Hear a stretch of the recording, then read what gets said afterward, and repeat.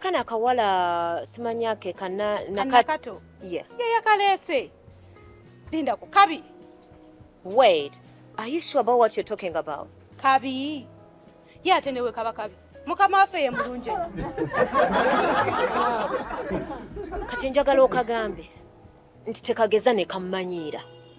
Tekageza ne kanyingirira. Kubanze Florence tebanneerijjirako. Bwaba akola ebintu bye tageza n'aba anywhere close to crossing my path kuba tantegeera bulungi. Ekisooka nze Chris sina kye mwagalako. Tankubamu wadde akatini bwe kati sisobola na kufuna feelings ze. Just mwagalanga nti bosi waffe. But I don't have any intentions of being his lover, even though just having an intimate relationship. So genda omugambe yeefuge ng'akola ebintu bye. Kyogereko. Ate olowooza ne Jackie tekamwefuulira. Abantu we batuuka gye balaga beefuula. Akakawala kennyini? Jackie bwe yakaleeta ate ne kamwefuulira. Nkutidde. Agamba gwe akoowa. Lwaki? Kulimbe ki? Okay. Thank you. Go. Oyagala olugamba. Go. Make sure you hold your hair properly, no sense. Daphne, okoze ki ekyo?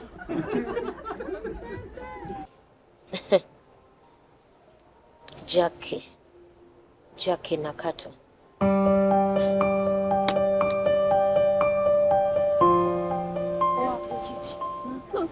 Bonde seriti.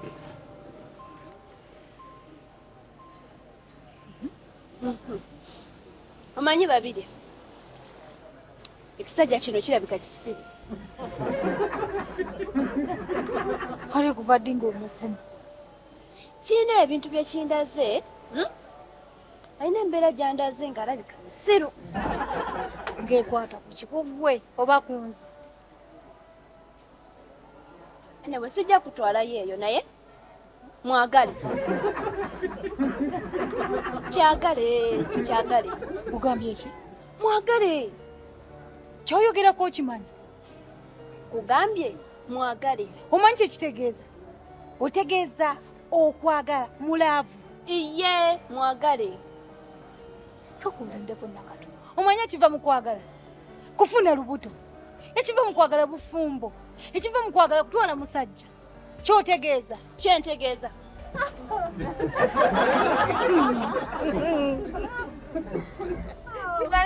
Simanyi oba kyentegeera kyotegedde. Naye ontegeeza okumwagala. Okumukwagalira. Osindise munyamusubi. Bebe. Kuba ndaba tuyinza omufiirwa. Kubanga ki? Naye kankukakasa. Wendi tetusobola kumufiirwa. Ngenda kumukwagalira. Nze bw'oba kyosa. Bujja Nakato simanyi nti onjagaliza. Bulijjo simanyi nti onjagaliza.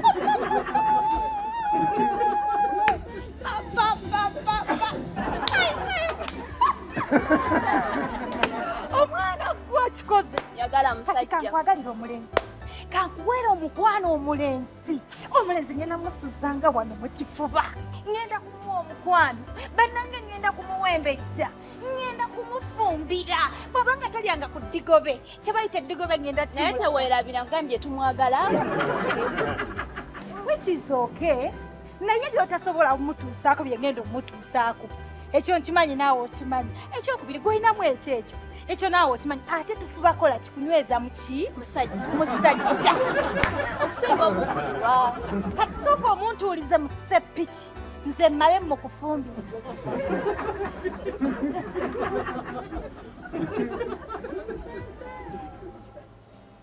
Sibanga nkoze ensolo. Oba mbisazeemu.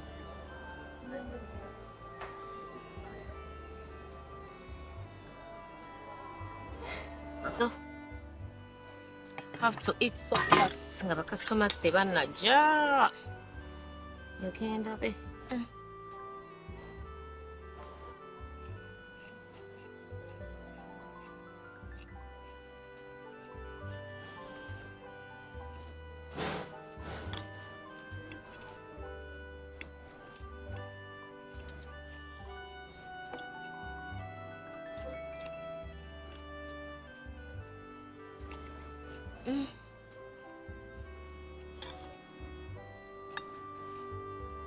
Yeah.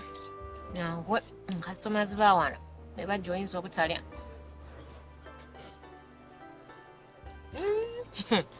Chef Twalik, ngaleera afumbye bulungi. He outdid himself. This is so nice. Oh my God.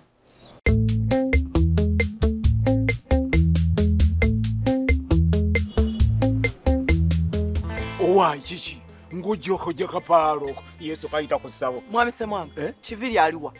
Obuze chiviri. Ononya chiviri. Aliwo omulabyeko. Chiviri gola batatula wo. Akera bukezi naawunda buli wamuwonna n'atala nadde kati oyinza okwesingana nga ali mu kiyungu. Jemba ngenda alinda ko nkubulira entambula zozitegeera okufaanula watuzimanyi bulungi. Kati bava mu kiyungu n'agenda mu sawuna. Bava mu sawuna n'agenda mu gym. Bava mu gym n'agenda mu aerobics. Kati aluve kuyo mu toilet. Nabeera mu toilet kati mu toilet gyolabeeyo alwayo ng'alyeyo. Naye muzeeyi ekimulwisa mutoyi ki alya bikaluba byalya tebimutanya kugira kiki ekimulwisaayo. Ekimulwisaayo kiviri gwolaba muyonjo nnyo. Kati batuuka mu toilet eyo asooka n'akebera toilet paper zimala ze baataddeyo. Zimala n'akebera amazzi gafulashinga mungi nnyo akitegeera. Kati n'agenda buno mwe tufuka buno n'akebera bu bboolo. Bubushi mulabye anti abukebera alabe. Kati lwaki tojjayo ekigalo kuwunya akawoowo. Enkitegedde kuwunya akawoowo owulira bulungi. Kati n'amanya nti ekyo kikoze eki kiwedde. Kiviiri kyakola kyekituufu kyateekeddwa okukola. Omanyi wano bw'oyonja n'oyonja buli kimu n'okiyonja waneeno bwe kimu n'omanyi nti kyeteredde bulungi naye n'otayonja eri ate nga wakulu nnyo omuntu oba atuukayo nga mutuufu alaba wajaavu tasobola kudda. Kivulaba kitukubisa wooteri endala zonna buyonjo obwo twabumala. Twabumala nnyo. Kati muzeeyi kale ebyo byonna bitegere mukyo kyenzize nakyo leero. Muzeeyi njagala kukakkanya busungu bwa musajja oyo. Otya oyo Kiviiri onootya okukakkanya oti? Ngenda kwagala Sadala. Owulira Florence beyagala ne Kiviiri. Oyo omusajja bamwagala. Otandika oti omusajja mukambwe nnyo. Leka nsooka embo. Ngenda kwagala Sadala. Owulira Florence beyagala ne Kiviiri. Oyo omusajja bamwagala. Otandika oti omusajja mukambwe nnyo. Leka nsooka emboozi. Ayina omukazi oba tayina? Simanyi. Babaana alinayo? Simanyi. Kyekugamba nti njagala kumukakkanya. Kakati nze bwe njagala Sadala. Oli Florence n'ayagala Kiviiri. Ogenda kwagala Chef mukyala. Ani? Kyetugenda okukola. Tugenda okuseka. Kati kino kikubulira nga kyaba. Tokigamba abantu bonna. Nze bulaba sikyalina maanyi. Nyabo. Nabiva. Era nze bulaba mbatunuulira butunuulizi. Era muyitawo ne mwebigo ne mukola mutya. Neezinga kuba. Olaba n'ewaka omukazi ayomba.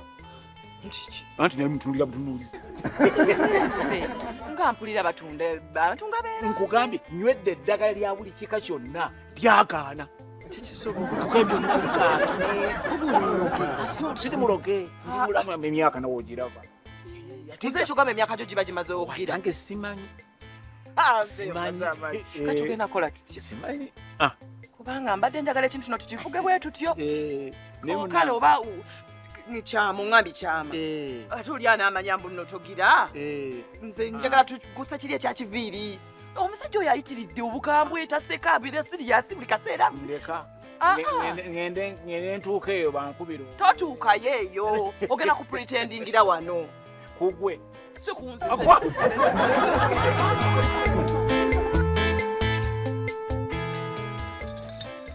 Wange. Mukama waffe ali mu babiri kati.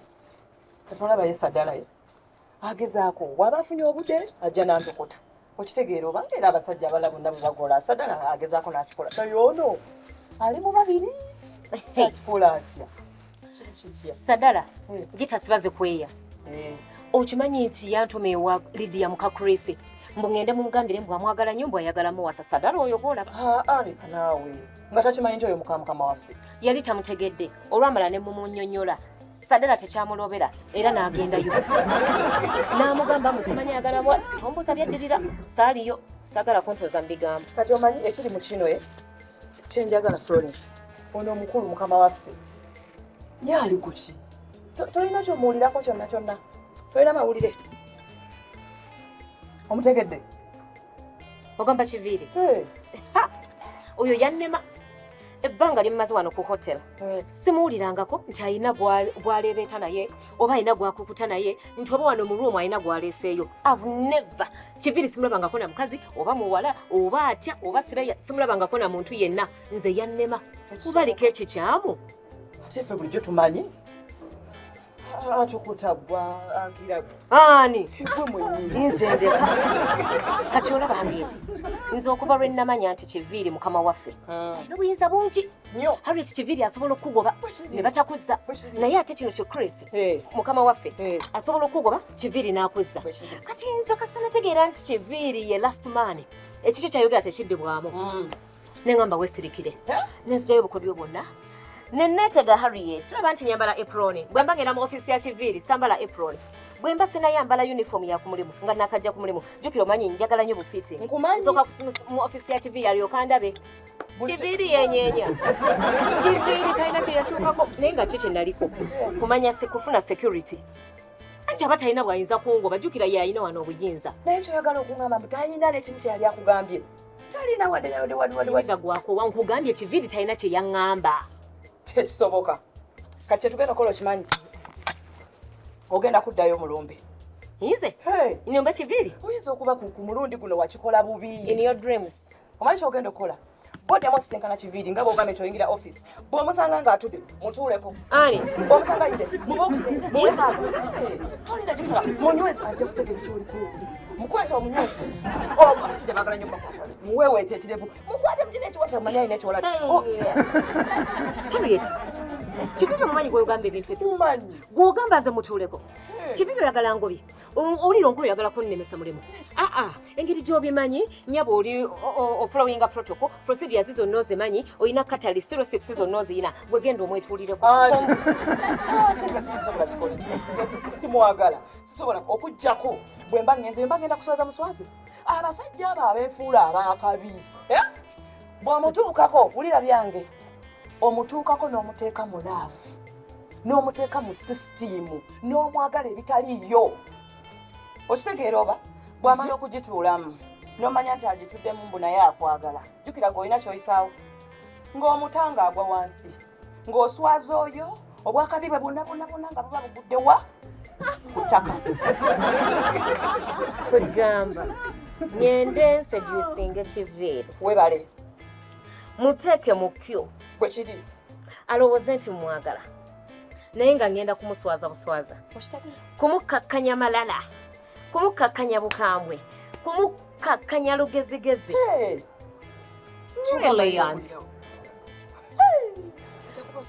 ngenda kulumba Kiviiri nalo webale ngenda muteeka mu mukwano naye Harriet ne bangoba ku mulimu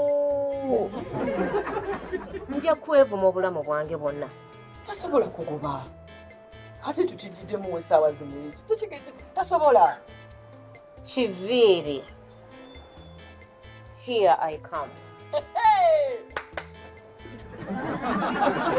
kiwedde musajja kiwedde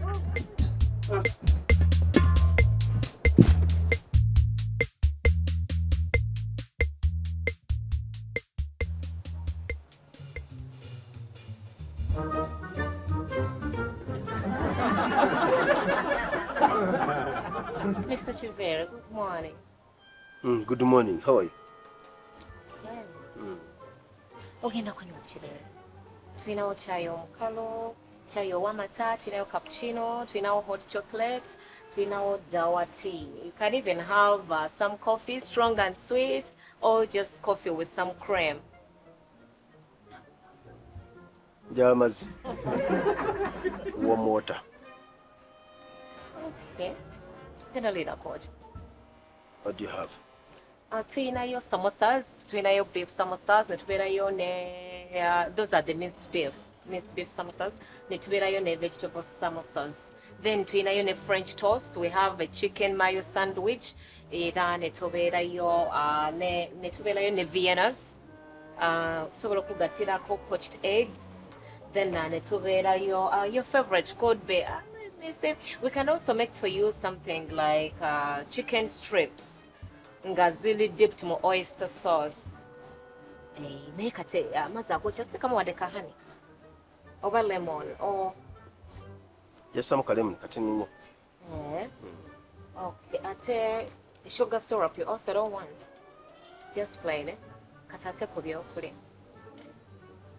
Tafadhali. Really? By the way, are you married? Ole mufumbo. Ole mufumbo. Come on, loosen up a bit. Are you married? Lwaki ombuuza? Kati nawe ekyo kiraba bulabe. Nze nange, you see? My fingers are empty. I'm not. Kati sombulira gwe ole mufumbo. Oyagala ki? Yogera ky'oyagala. Lwaki ombuuza ebyonna? Genda straight to the point nti kino kye ŋŋamba ate lwaki weebuzaabuza bw'oti? Darling, come on. Anti omanyi tumaze wano naawe tukola ffenna sikulabangako na muntu yenna abakrisi mbalaba ajja n'atwala n'ayinza n'atwala. But for you, kati I'm wondering, what do you do when nature calls? Kola otya? Nga like omubiri kigwina kukyekubanja ate engeri gy'otali mufumbo nange nga siri mufumbo, so I think we can make an item kuba kati twemanyi nkumanyi tubeera wano ffenna, so I'm not a stranger to you. So ate even by the way, tell me about the name Chiveri. Like the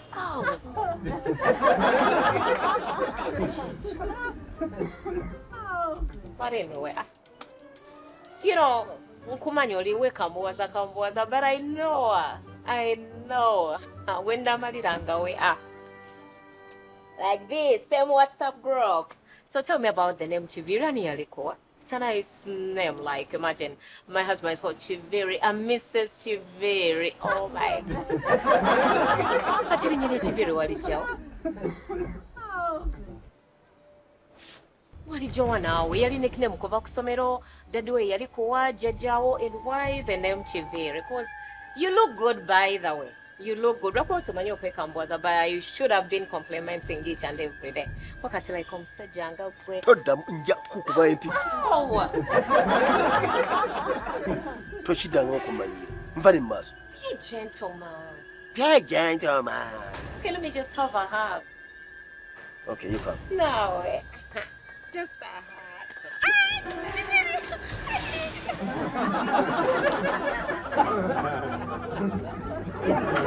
Nze bantokota. Ate gwe tolina mulimu wano kati.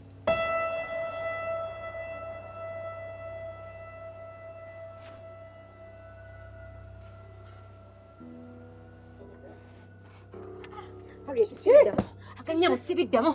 Nze nanze oba Chiviri kyankoze. Naye mwana gw'oli mutemu. Oyinza otya okwesindika wa Chiviri nga omanyi embeera gy'abeeramu. Akoze eki? Chiviri laba wano we nawe olaba bwemyuse. Kebera wano obikolawo olabe. Olowooza nkulimba kebera. Chiviri kyankoze. Oli musajja alabika si musajja. Oba kisolo. Omanyi ngenze neneekyanga neneekola biki nemukwatako nankuba akayi akasooka. Nendowooza bino ebyalaavu ng'obu bwona beera n'omwagalawo n'omukono kati otikka ki? Bw'omukonako nemusaba haga. Chiviri akubye nze. Nze nezena kabina kasi wa Harriet soko nsingako wano. Ndituuse kati nga gwe wantumye. Kiki? Bwena okugenda toŋŋambye. Si gwe waŋŋambye tetwabiteesezza.